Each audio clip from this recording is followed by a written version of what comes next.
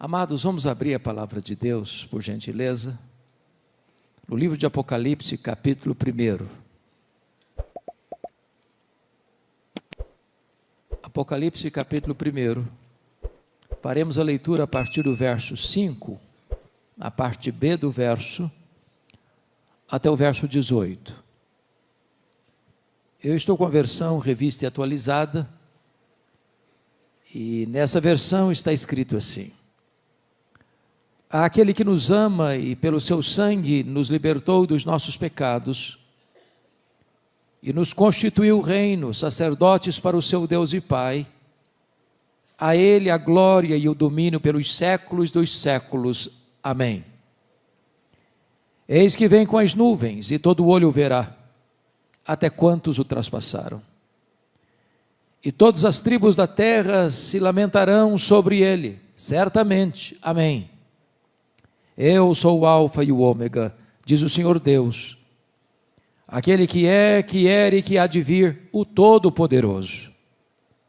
Eu, João, irmão vosso e companheiro na tribulação, no reino e na perseverança, em Jesus achei-me na ilha chamada Patmos por causa da palavra de Deus e do testemunho de Jesus.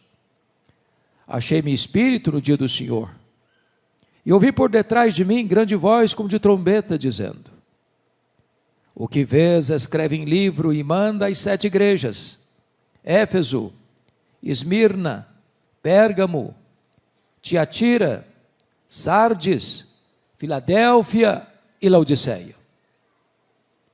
Voltei-me para ver quem falava comigo, e voltado vi 7 candeeiros de ouro, e no meio dos candeeiros um semelhante a filho de homem, com vestes talares, e cingido à altura do peito com uma cinta de ouro. A sua cabeça e cabelos eram brancos como alva lã, como neve, os olhos como chama de fogo, os pés semelhante ao bronze polido, como que refinado numa fornalha, a voz como voz de muitas águas. Tinha na sua mão direita 7 estrelas, e da boca saía-lhe uma afiada espada de 2 gumes.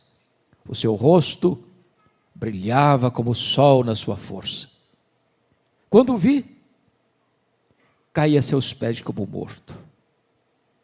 Porém ele pôs sobre mim a mão direita, dizendo: Não temas, eu sou o primeiro e o último, e aquele que vive.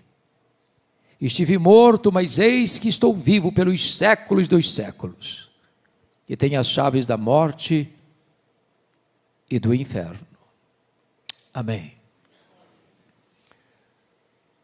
Meus amados, quando o apóstolo João escreveu este texto, já no final do 1º século, a igreja primitiva estava vivendo os seus dias mais sombrios. Muita dor, muita lágrima, muito sangue. Os crentes estavam sendo crucificados, queimados vivos, jogados às feras. Aliás, todo o 1º século foi um tempo muito difícil. Os imperadores romanos, na sua maioria, foram homens truculentos. Poderíamos rememorar a história de César Augusto, que governou do ano 27 a.C. ao ano 14 depois de Cristo, período em que Jesus nasceu em Belém da Judéia.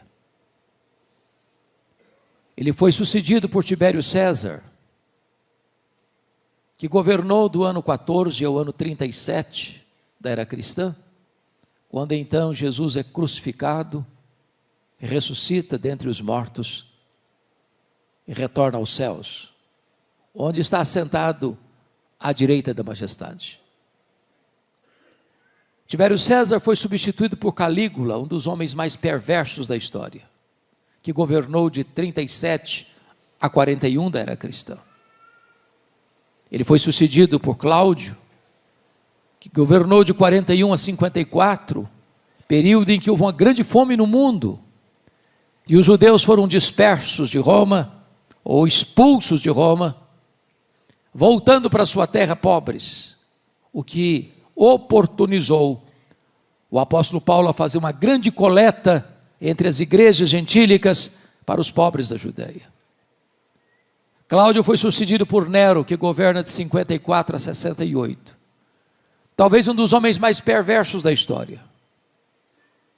O homem que incendiou Roma e mandou matar o apóstolo Paulo e o apóstolo Pedro. Nero suicidou em 68 e foi sucedido por Vespasiano, que governou de 69 a 79. Foi no governo dele que foi inaugurado o Anfiteatro da Morte, o Coliseu Romano, no ano 70. Que numa festa de inauguração de 100 dias, 10 mil crentes foram mortos com requinte de crueldade. Foi também no governo dele, no mesmo ano 70, que a cidade de Jerusalém foi destruída. O templo foi arrasado e os judeus foram dispersos pelo mundo, na mais longa diáspora, desde o ano 70 a 14 de maio de 1948. Vespasiano foi sucedido por Tito Flávio, o general que destruiu Jerusalém, que governou de 79 a 81. E Tito Flávio foi substituído e sucedido por Domiciano, que governou de 81 a 96. O primeiro imperador da história a rogar para si o título de Senhor e Deus. Tão perverso e mau, que foi chamado de Nero Redivivo, ou segundo Nero. Foi este imperador que deportou o apóstolo João, então pastor da igreja de Éfeso, para uma colônia penal, para a ilha vulcânica do Mar Egeu. Vale destacar que a essas alturas, todos os demais apóstolos do Senhor Jesus já estavam mortos, e mortos pelo viés do martírio. João era o último representante do colégio apostólico. Certamente a intenção de Domiciano era calar a voz do último apóstolo de Jesus e jogar uma pá de cal na igreja tão sofrida e massacrada.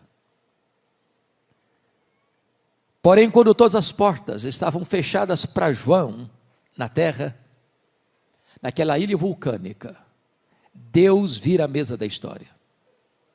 Deus muda o placar do jogo. Porque os destinos da história não estão nas mãos dos poderosos deste mundo. Os destinos da história estão nas mãos do Rei dos Reis e do Senhor dos Senhores. Quando todas as portas se fecharam para João na terra, Deus abriu-lhe uma porta no céu e disse: sobe para aqui. E eu te mostrarei não as coisas que talvez aconteçam. Eu não te mostrarei as coisas que podem acontecer. Eu te mostrarei as coisas que devem acontecer. O nosso Deus está no trono e as rédeas da história estão em suas mãos. Era um dia de domingo. Era o dia do Senhor. Quando João escuta atrás dele uma voz como de trombeta dizendo: o que vês, escreve em livro e manda às 7 igrejas: Éfeso, Esmirna, Pérgamo, Tiatira, Sardes, Filadélfia e Laodiceia. Quando ele se volta para ver quem falava com ele, ele não vê quem falava com ele. Ele vê as 7 igrejas, os 7 candeeiros, e no meio das igrejas um semelhante a filho de homem. O mundo só pode ver Jesus na igreja e através da igreja. Mas quem é este que João vê no meio das igrejas? Este é o centro da história. É o centro da eternidade. É o centro da terra. É o centro do céu. Este é o centro do Antigo Testamento, o centro do Novo Testamento. Este é tudo em todos. Este é a semente da mulher. É o descendente de Abraão. É o Cordeiro da Páscoa. É a coluna de nuvem. É a coluna de fogo. É o maná que caiu do céu. É a água que brotava da rocha. Simbolizado pelo tabernáculo, pela arca da aliança, pelo templo, pelas festas, pelos sacrifícios, pelo sábado. tudo era sombra dele. Ele é realidade. Ele é tudo no Novo Testamento. Ele é aquele que na plenitude dos tempos nasceu, segundo a lei, nasceu de mulher. Ele é o verbo que se fez carne. Ele é o fundamento da igreja. Ele é o dono da igreja. Ele é o edificador da igreja. Ele é o protetor da igreja. Ele é o cordeiro que tira o pecado do mundo. O cordeiro que foi morto, mas está vivo pelos séculos dos séculos. Ele é o grande eu sou. Ele é o pão da vida, a luz do mundo, a porta das ovelhas, o bom pastor, a ressurreição e a vida, o caminho, a verdade e a vida, a videira verdadeira. Ele é o alfa, ele é o ômega, ele é o princípio, ele é o fim, ele é a raiz de Davi, ele é o leão da tribo de Judá, ele é o rei dos reis, ele é o senhor dos senhores, ele é a razão da nossa vida, ele é a nossa alegria, ele é a nossa paz, ele é a nossa justiça, ele é a nossa herança, e nós viemos aqui para adorá-lo nesta noite.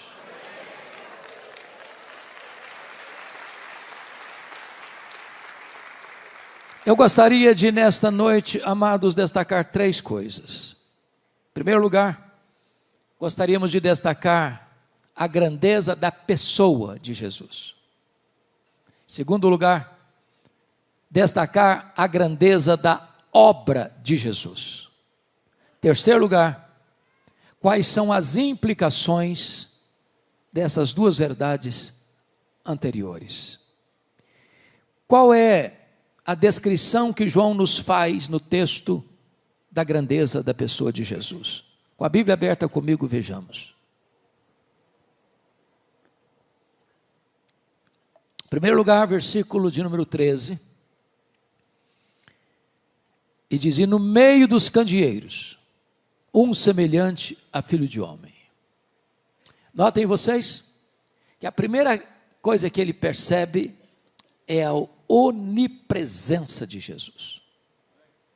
Ele está no meio das igrejas, ao mesmo tempo em Éfeso, ao mesmo tempo em Esmirna, ao mesmo tempo em Pérgamo, ao mesmo tempo em Tiatira, ao mesmo tempo em Sardes, ao mesmo tempo em Filadélfia, ao mesmo tempo em Laodiceia, ao mesmo tempo na Igreja Batista do Lago do Sul de Brasília.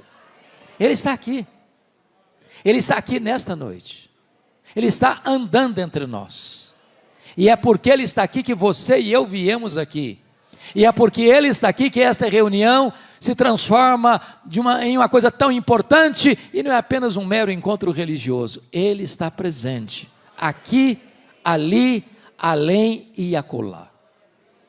Preciso concordar com o primeiro-ministro da Holanda, Abraham Kuyper, quando disse que neste universo de mais de 93 bilhões de anos-luz de diâmetro, não há 1 centímetro desse universo onde Jesus não possa dizer: eu estou aqui, eu criei isso aqui, eu sou dono disso aqui.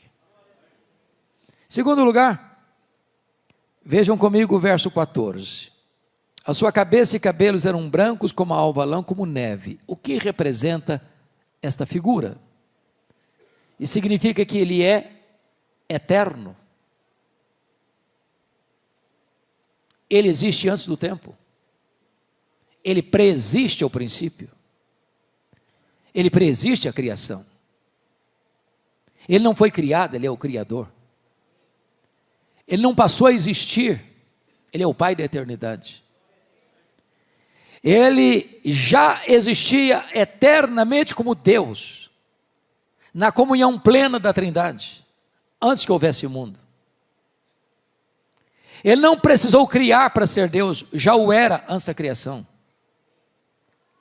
Ele não precisou criar para ter relacionamentos, ele já era plenamente feliz na relação intratrinitariana. Ele existe antes do tempo, ele está fora do tempo, porque é transcendente, ele está dentro do tempo, porque é imanente. Ele é Deus de eternidade a eternidade. Terceiro, versículo 14 diz: os olhos como chama de fogo. Cantamos essa verdade aqui hoje. E o que representa isso? Significa que Ele é onisciente.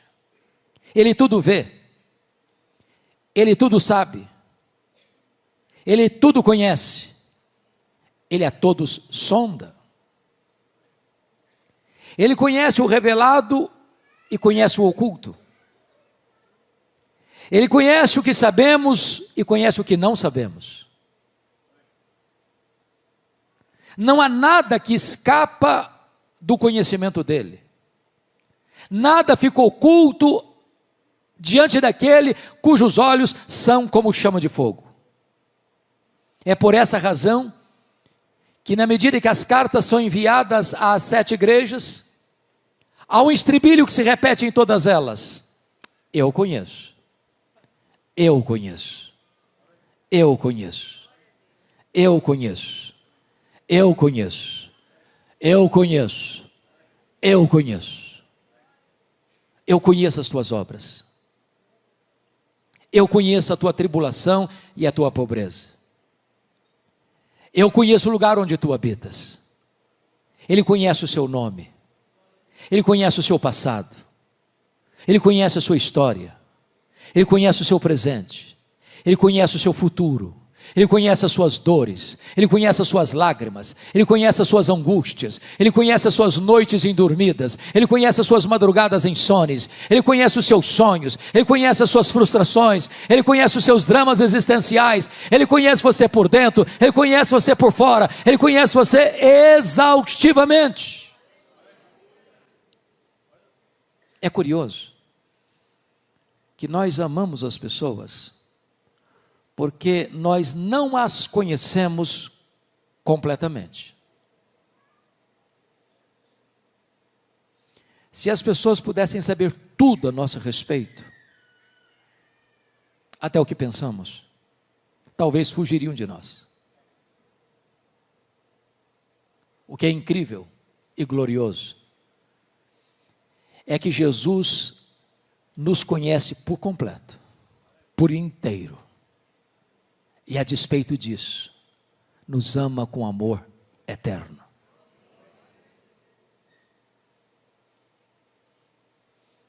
Ainda, notem comigo o versículo 15. Os pés semelhante ao bronze polido, como que refinado numa fornalha. O que é que essa figura representa? Representa que ele é onipotente.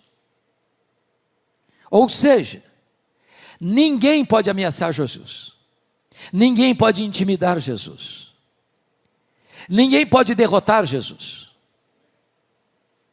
Ninguém pode colocar Jesus contra a parede, diminuí-lo, subtraí-lo, deslustrar a sua glória. Ele é o todo-poderoso Deus. Tudo pode. Ninguém pode resisti-lo. Quando ele vier na sua majestade e glória, ele vai colocar todos os seus inimigos debaixo dos seus pés. E vai lançar no lago do fogo o anticristo, o falso profeta, o diabo, a morte, o inferno e todos aqueles cujos nomes não estão escritos no livro da vida. É curioso que de vez em quando levanta-se algumas pessoas do topo da sua ignorância ou da sua tolice e tentam ridicularizar Jesus, como se pudessem derrotá-lo ou diminuí-lo. Mais recentemente, o patrono dos agnósticos da Inglaterra, Richard Dawkins, escreveu um livro ruidoso, Deus, um delírio. Algumas pessoas insensatamente disseram: agora vai desacreditar a Bíblia, agora vai colocar o cristianismo debaixo do selo do ridículo. E eu pergunto a vocês, onde está o livro Deus, um delírio? Nem na promoção ninguém compra mais. Virou pó. E a Bíblia continua sendo traduzida, impressa e distribuída aos milhões. E Jesus continua soberano, assentado no trono. Se notaram, este ano de 2025, a maioria das escolas de samba do Brasil fizeram apologia do diabo. achando com isso que poderiam desgastar Jesus. Tolice, completa tolice. Em São Paulo, há alguns anos, encenaram no carnaval o diabo arrastando Jesus pelos cabelos rua fora, como se aquilo pudesse destruir a reputação de Jesus. O entendimento que eu tenho é o Salmo 2, lá de cima Jesus olha essas cenas e ri, porque é Ele, Jesus, quem dá a vida e quem tira a vida. Ele é quem exalta e quem humilha. Ele é quem põe no trono e Ele é quem faz apiar do trono. Ninguém pode enfrentar o Rei dos Reis, o Senhor dos Senhores e triunfar sobre Ele. Ele é o todo-poderoso Deus, vencedor invicto em todas as batalhas. Ele é onipotente. Mas notem mais, o verso 15 diz: a voz é como voz de muitas águas. O que significa isso? Significa que a sua palavra é poderosa, é onipotente. Meus irmãos, essa palavra é tão poderosa que Ele chamou à existência as coisas que não existiam, e sem matéria pré-existente, criou o universo pela palavra do seu poder. Ele dá uma ordem e o sol para. Ele dá uma ordem e as estrelas aparecem, cada uma chamada pelo nome. Quando tem mais estrelas no firmamento que todos os grãos de areia de todas as praias e desertos do nosso planeta. Ele dá uma ordem e o mar se acalma. Ele dá uma ordem e o vento cessa. Ele dá uma ordem e a enfermidade acaba. Ele dá uma ordem e os demônios têm que bater em retirada. Ele dá uma ordem e os anjos saem para obedecê-lo. Ele dá uma ordem e a sua voz ecoa no universo. E ela é poderosa. E essa voz está sendo proclamada nesta noite. A voz do Evangelho, a voz das Escrituras. Mas notem mais. Versículo 16, diz que tinha na mão direita 7 estrelas, e da boca saía-lhe uma afiada espada de 2 gumes.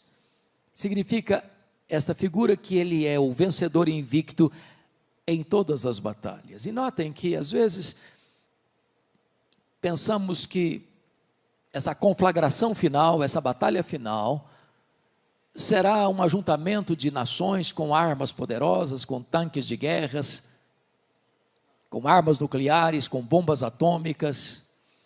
E embora o homem tenha tanta força nesta área bélica, mas a única arma que vai ser acionada nessa batalha final não vai ser a força do exército humano ou das grandes potências militares. Na verdade, Jesus vem e Ele mata o anticristo com o sopro da sua boca, com a manifestação da sua vinda, e não precisa de ajuda do braço da carne, mas Ele vai colocar debaixo dos seus pés todos os seus inimigos. Não há como enfrentá-lo e vencê-lo. A vitória dele já está garantida. Mas notem, por gentileza, versículo 16 diz que o seu rosto brilhava como o sol na sua força. Ele é glorioso. O Cristo que João está vendo aqui não é mais aquele Cristo suando sangue, em lágrimas, prostrado com o rosto no chão do Getsêmani. O Cristo que João está vendo aqui não é mais aquele Cristo cuspido e esbordoado do sinédrio judaico. O Cristo que João está vendo aqui não é mais aquele Cristo vilipendiado e espancado do pretório romano. O Cristo que João está vendo aqui não é mais aquele Cristo que caminha exangue pelas ruas apinhadas de Jerusalém, sob os apupos e vaias de uma multidão ensandecida. O Cristo que João está vendo aqui não é mais aquele Cristo pregado na cruz, suspenso entre a terra e os céus. O Cristo que João está vendo aqui é o Cristo da glória, cujos cabelos são brancos como a neve, cujos pés são como de bronze polido, como os olhos como chamas de fogo, voz como voz de muitas águas, e o seu rosto brilha como o sol na sua força. Este é o Cristo da glória. Quando você lê as Escrituras, você percebe que todas as pessoas que tiveram uma visão da glória de Cristo tiveram ou sofreram um profundo impacto. Quando Deus se revelou a Jó na sua majestade, ele disse: meu Deus, eu te conheci só de ouvir. Agora os meus olhos te veem e eu me abomino. Quando Isaías teve uma contemplação da sua glória, ele diz: ai de mim, eu estou perdido. Quando João contempla o Cristo da glória, ele cai como morto aos seus pés. É o Cristo glorioso. Mas finalmente, notem comigo o versículo 17 e 18, que ele é o Cristo da restauração. Porque João, ao cair como morto, o Senhor pôs a mão direita sobre ele e diz assim: ô João, fica com medo não. Eu sou o primeiro e eu sou o último. Eu estive lá no começo, eu estarei lá no fim e eu estou no processo. Ô João, não fica com medo não, porque eu já estive morto, mas eu estou vivo pelos séculos dos séculos. Nós não estamos aqui adorando o Cristo que esteve vivo e está morto, nós estamos aqui adorando o Cristo que esteve morto e está vivo pelos séculos dos séculos. Fica com medo não, João, porque eu tenho as chaves da morte e do inferno. Quem tem as chaves tem o controle, tem o poder, tem a autoridade. Jesus manda no céu, Jesus manda na terra, Jesus manda no inferno. Ele é o soberano Senhor do universo, e é este o Cristo que amamos, é este o Cristo que esta igreja proclama, este é o Cristo que nos deu vida eterna. A glória da sua pessoa. Vejamos o segundo ponto da mensagem agora, então, a glória da sua obra em nosso favor.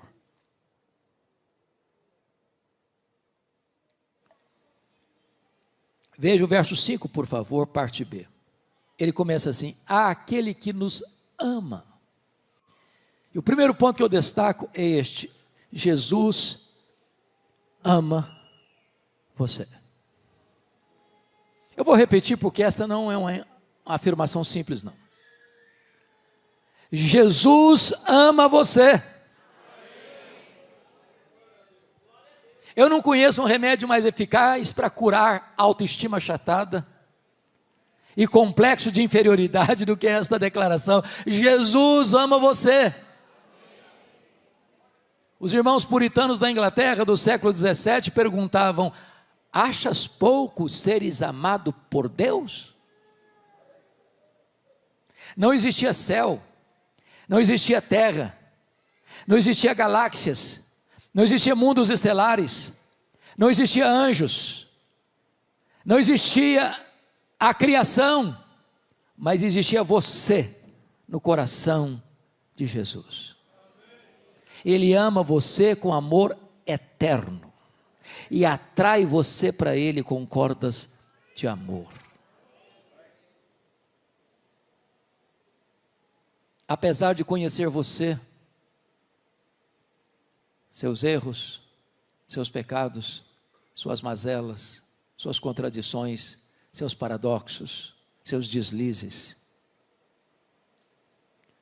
apesar de me conhecer por dentro e por fora, Ele nos ama com amor eterno. Não há nada que você possa fazer para Jesus amar você mais. Não há nada que você possa fazer para Jesus amar você menos. Ele ama você com amor eterno. Mas notem, Ele não nos ama por quem nós somos.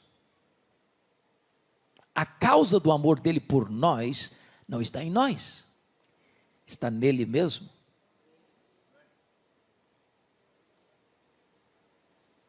Ele não passou a nos amar porque nós o amamos primeiro. Ele nos amou primeiro, por isso nós o amamos. O nosso amor por Ele é o refluxo do fluxo do amor dele por nós. Ele não nos ama por causa dos nossos méritos, Ele nos ama apesar dos nossos deméritos. Ele não nos ama por causa das nossas virtudes, Ele nos ama apesar dos nossos pecados. O amor dele por nós é abundante, porque é derramado pelo Espírito Santo em nosso coração. O amor dele por nós é imerecido, porque ele nos ama, diz a Escritura, quando nós éramos fracos, ímpios, pecadores e inimigos. O amor dele por nós é provado. Deus prova o seu próprio amor para conosco pelo fato de ter Cristo morrido por nós, sendo nós ainda pecadores. Nunca duvide do amor de Jesus por você. Ele não escreveu nas nuvens com letras de fogo, eu te amo. Ele esculpiu na cruz do Calvário, eu te amo. Segundo lugar, olha comigo a segunda obra dele, no versículo 5, está escrito ainda assim: e pelo seu sangue nos libertou dos nossos pecados. E primeiro, ele nos amou, segundo, ele morreu por nós. Ele morreu por você. Ele morreu pelos seus pecados. Ele não morreu porque foi uma vítima do sistema. Ele não morreu porque sucumbiu ao poder de Roma. Ele não morreu porque foi uma vítima das tramas do sinédrio judaico.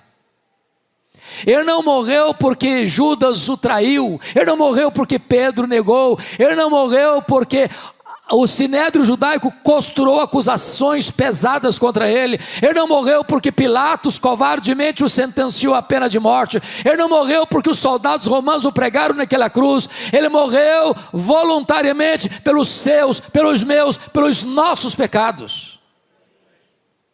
Ele não morreu como um mártir. Ele não foi para aquela cruz esperneando. Ele diz: ninguém tira minha vida de mim, eu pelo contrariamente, espontaneamente a dou. Ele caminha para aquela cruz como um rei caminha para a sua coroação. Diz a Bíblia que ele não levou em conta a vergonha, a ignomínia da cruz, pela alegria que lhe estava proposta, a alegria de comprar você com o seu sangue e dar a você a vida eterna. Agora notem, ele morreu, diz o texto, para libertar-nos. Pelo seu sangue, nos libertou dos nossos pecados. Isso significa que o pecado, então, escraviza.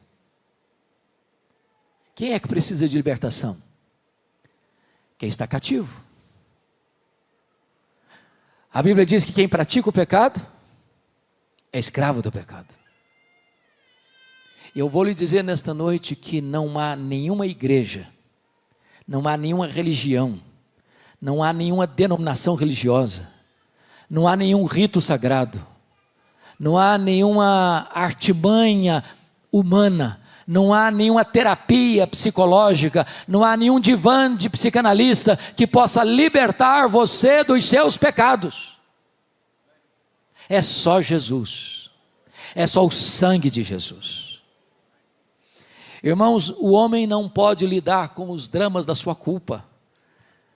Ele pode buscar todos os recursos da terra, ele pode buscar todas as terapias humanas, ele pode frequentar todos os divãs dos psicanalistas, ele pode tomar todos os remédios da farmácia, mas ele não consegue aliviar o chicote da culpa. Mas o sangue de Jesus nos liberta do pecado. Hoje, nesta noite, você pode sair daqui livre, curado, restaurado, perdoado, liberto e salvo pelo sangue de Jesus, que nos liberta do pecado.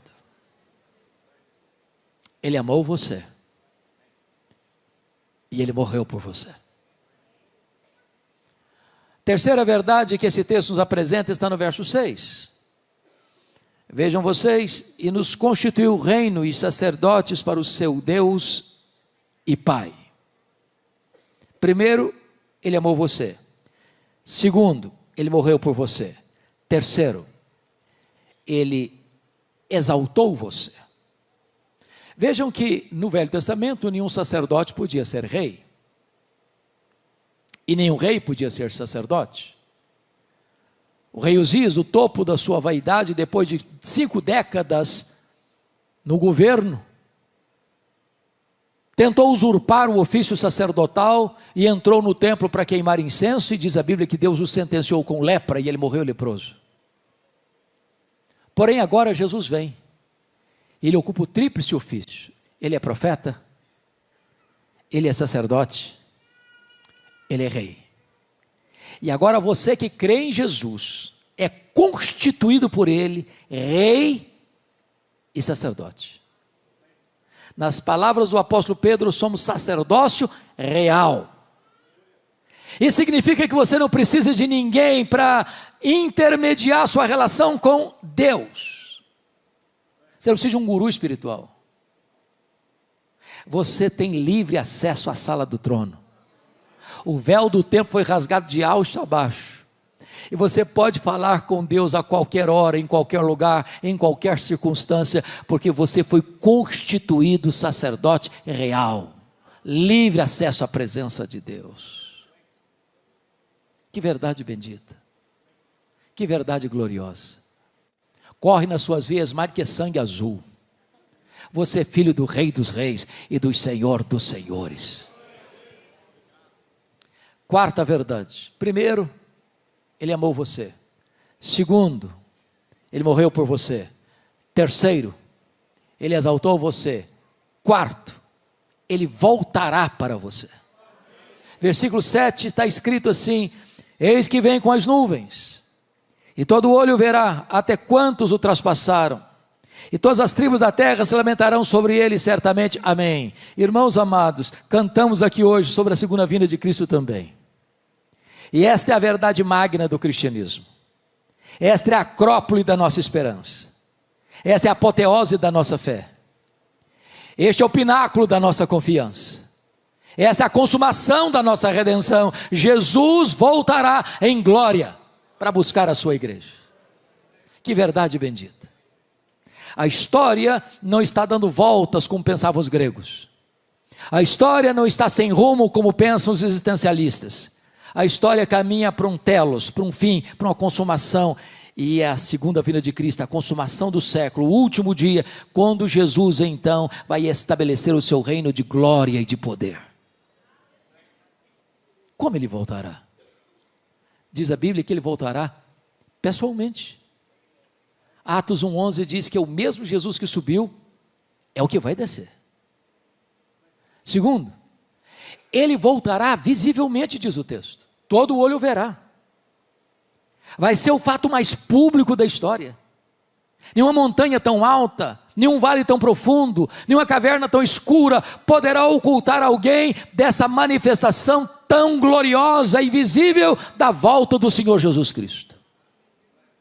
E Ele disse: vigiai, porque você não sabe que dia vai ser. E você também não sabe se vai ser de tarde, se vai ser de noite, ou se vai ser de manhã, ao cantar do galo. E eu posso garantir a vocês que Jesus voltará de tarde, que Jesus voltará de noite, que Jesus voltará de manhã. É claro que ele está falando dos fusos horários, porque se Jesus voltar de manhã aqui no Brasil, volta de noite no Japão. Se ele voltar de manhã aqui no Brasil, volta de tarde na Europa. Então Jesus volta de manhã, Jesus volta de tarde, Jesus volta de noite. Eu não sei que dia, eu não sei que hora, mas Ele voltará e todo olho o verá. Mas ainda Jesus voltará audivelmente. Está escrito: ouvida a voz do arcanjo e ressoada a trombeta de Deus, Ele descerá dos céus. Se a segunda vinda vai ser o fato mais visível da história, há de ser também o fato mais audível da história. Ele voltará ainda, diz a Bíblia, repentinamente. Vai ser como um relâmpago que risca os céus, do oriente ao ocidente. Nas palavras de Paulo, como abrir e fechar de olhos, num átomo de tempo. Em outras palavras, não haverá oportunidade de se preparar na última hora. Ou você tem azeite na sua lamparina, ou não haverá mais chance de se preparar naquele dia. Mas ainda, Jesus voltará inesperadamente. Vai ser como ladrão. Nenhum ladrão manda um WhatsApp dizendo: tal dia eu chego na sua casa, prepara um pão de queijo e um cafezinho que eu estou chegando. É de surpresa. No sermão profético de Jesus, ele disse ainda que vai ser como nos dias de Noé, onde os homens compravam, vendiam, casavam e davam-se em casamento, até que chegou o dilúvio e apanhou a todos de surpresa. E eu pergunto a vocês, que pecado tem em comprar e vender? Que pecado tem em casar e dar-se em casamento? O que Jesus quis destacar? O que ele quis destacar é que o mundo vai estar girando no mesmo jeito que está girando hoje. As pessoas estão vendendo, as pessoas estão comprando, as pessoas estão marcando casamento, as pessoas estão desmarcando casamento, as pessoas estão vendendo, as pessoas estão no comércio, na indústria, nas empresas, nas escolas, nas universidades, nos hospitais, nas ruas, correndo para lá e para cá, viajando e desmarcando compromissos. E é nessa azáfama, é nesse barulho, é nesse ruído da sociedade é que Jesus Cristo vem. Prepare-se para este grande dia. Mas louvado seja Deus, Jesus voltará vitoriosa, triunfante e gloriosamente, com grande majestade e poder. Vai se assentar no trono, vai julgar as nações, vai levar aqueles que estiverem à sua esquerda, que rejeitaram a sua graça, apartai-vos de mim, malditos. Mas vai dirigir-se aos que estiverem à sua direita, aos que foram remidos no seu sangue, que confiaram na sua graça. Vinde, benditos de meu Pai, entrem na posse do reino que vos está guardado desde a fundação do mundo. Pois bem, vimos até aqui então a glória da pessoa e a glória da obra de Jesus. Agora, em último lugar, quais são as implicações dessas duas verdades? Primeira implicação: então não precisamos ter medo da vida, porque ele disse: eis que eu estou vivo, pelos séculos dos séculos. Tem muita gente hoje com medo da vida, irmãos, que não suporta a vida. Tem muita gente hoje jogando droga nas veias, porque não aguenta a vida. Tem muita gente hoje se embriagando nos bares das esquinas, porque não suportam a vida. Tem muita gente hoje flertando com a morte e pulando no abismo do suicídio, porque não suportam a vida. Mas quando você tem um encontro com Jesus, a vida sorri para você. Você ama viver. E você diz: este é o dia que o Senhor fez, alegremo-nos e regozijemo-nos nele. Você celebra a vida, porque além de vida física, biológica, você recebe a própria vida eterna. Você recebeu vida em abundância, você recebeu vida eterna. A vida é uma delícia, a vida é um presente, a vida é uma dádiva de Deus, e você celebra a vida. Segunda implicação: então você não precisa ter medo da morte. Jesus Cristo diz assim: não temas, João, eu estive morto, mas eu estou vivo pelos séculos dos séculos. Se a morte é o rei dos terrores, Jesus é o rei dos reis. Ele entrou nas entranhas da morte, ele matou a morte, ele ressuscitou, inaugurando a imortalidade, e ele é a ressurreição e a vida. E se você crer nele, você nunca morrerá eternamente. Agora a morte já foi vencida, agora a morte não tem a última palavra, agora o túmulo no nosso último endereço. Nós estamos caminhando para a glória. Lá é a nossa pátria, lá é a casa do Pai, e é para lá que vamos. Terceiro: então não precisamos ter medo do desconhecido. Permita-me clarear um pouco esse ponto. Me permita uma pergunta diagnóstica. Quantos aqui nesse belo auditório hoje têm a garantia da sua salvação em Cristo Jesus porque nasceram de novo? Levanta a mão. Bendito seja Deus.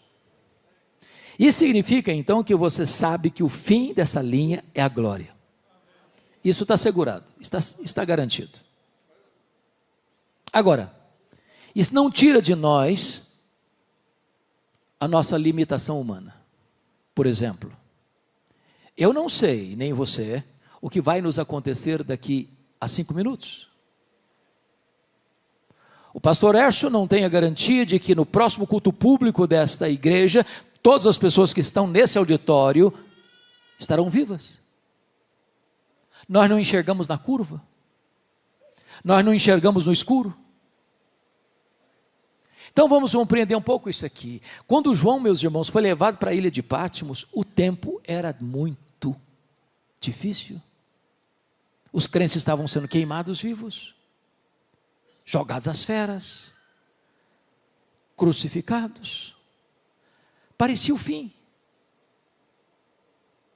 Mas quando ele chega, ele olha por outro ângulo e diz que está nessa ilha, não porque Domiciano baixou um decreto para enviá-lo para aquela ilha, ele está nessa ilha por causa da palavra de Deus e do testemunho do Senhor Jesus Cristo. É nesta ilha que o futuro se abre. E João então sobe para o céu e vê alguém sentado no trono, o Todo-Poderoso Deus.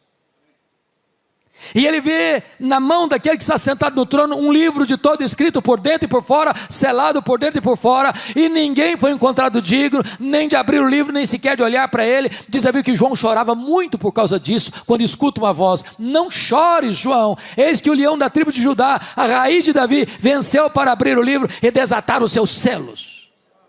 E então Jesus pega este livro e abre os seus selos, e as trombetas tocam.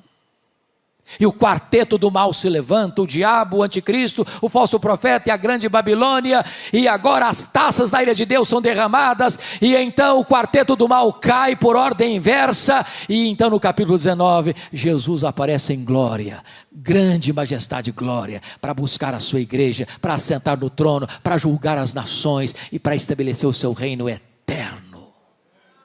A história não está à deriva. Eu não sei o que vai acontecer amanhã, mas Jesus estará comigo amanhã. Eu não sei o que vai acontecer lá na frente, mas Jesus estará comigo lá na frente. Eu não conheço, mas Ele conhece, e Ele estará conosco todos os dias, até a consumação dos séculos. Finalmente, em quarto lugar, então não preciso ter medo da eternidade. Jesus disse: eis que eu estou vivo pelos séculos dos séculos. Quando os milênios rodarem e rolarem nas dobras do futuro, Jesus estará lá conosco, para sempre e sempre e sempre. Veremos a sua face, o serviremos, deleitaremos-nos nele. Ele vai ser nossa alegria. Nós o conheceremos, sem jamais esgotar o conhecimento dele. E então ele será o nosso prazer, a nossa alegria, a nossa recompensa, a razão da nossa vida, por toda a eternidade. Este Jesus que esta igreja canta e proclama. É este Jesus que nós continuaremos anunciando até que ele volte.